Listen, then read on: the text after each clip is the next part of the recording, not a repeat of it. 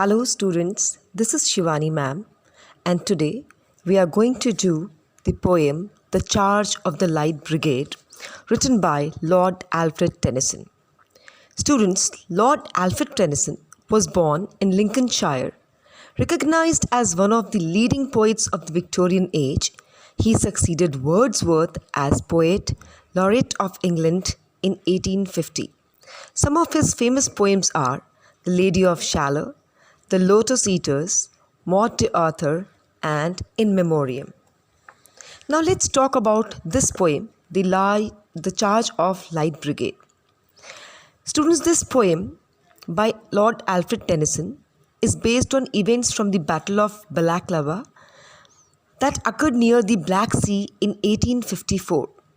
This battle of the Crimean War, in which England, France, and the Ottoman Empire fought against Russia, immediately captured Tennyson's interest when he read a newspaper article detailing British casualties at Balaclava.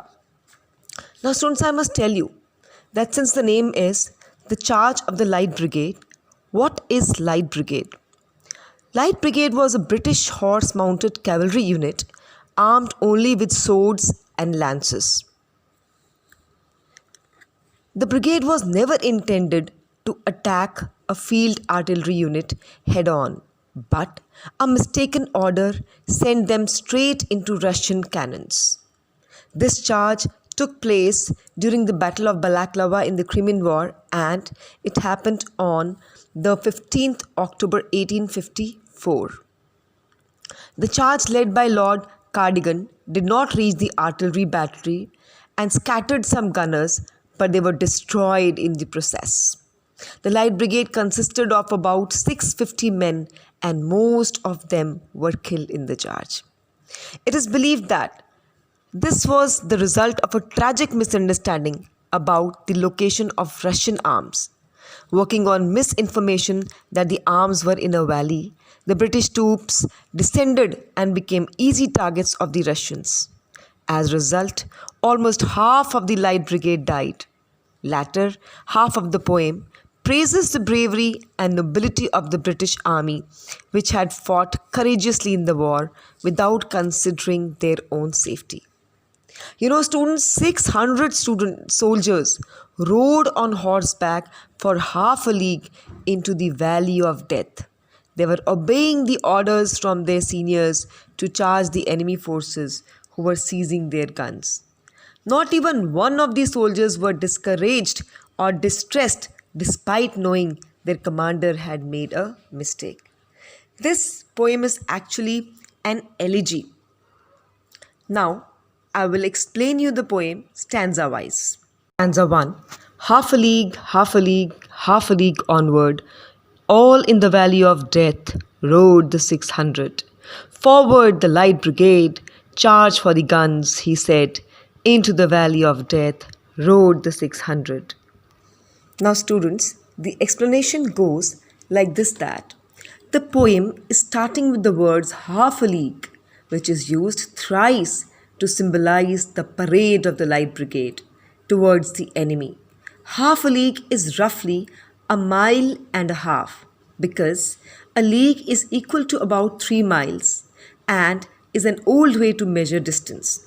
The 600 soldiers were commanded to march towards the enemy that was probably 1.5 miles ahead. They were marching into the Valley of Death, which means that they were soon going to be killed. The commander commands the soldiers to take the charge of their guns and attack their enemies. Here it says, forward the Light Brigade, charge for the guns, he said. Into the Valley of Death rode the 600. Now coming on to the second stanza. Forward the Light Brigade, was there a man dismayed? Not though the soldier knew someone had blundered. There is not to make reply, there is not to reason why, there is but to do and die. Into the Valley of Death rode the 600. Now see how beautiful this is. See, the commander gave the command to the soldiers to move forward and asked if any soldier was afraid or discouraged? He says, was there a man dismayed? This means he is asking if any soldier was afraid or discouraged. The Light Brigade, even though they knew that someone had blundered means made a heavy mistake, and the charge was a real mistake, but they were trained and disciplined to follow the orders. It says, they is not to make reply, means they couldn't reply. They is not to reason why. They couldn't even ask them, question them about this. They were not used to questioning the orders of their superiors, but to do their duty and face death in the war. It is written, there is but to do and die. Into the valley of death rode the 600. Such a beautiful stanza. The third stanza now. Cannon to the right of them, cannon to the left of them, cannon in front of them, volleyed and thundered, stormed at with shot and shell. Boldly they rode and well, into the jaws of death, into the mouth of hell, rode the 600.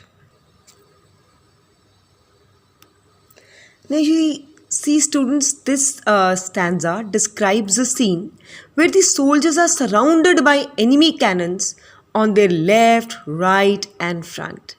See, the line says, cannon to the right of them, cannon to the left of them, cannon in front of them.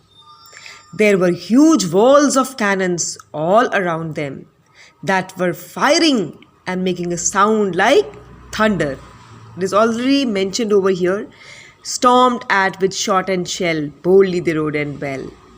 They were showered with artillery shells and gunshots, but the 600 soldiers rode beautifully and well into the teeth of death and mouth of the hell. So, students, this was the explanation of stanza 3.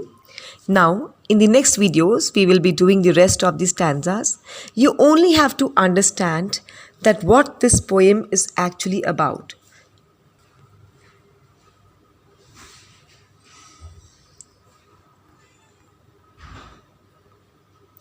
You know, students, this poem is also actually in the form of an elegy to mourn for the loss of the suffered by people and soldiers of the countries due to the blunders of some leaders. So actually it is an elegy.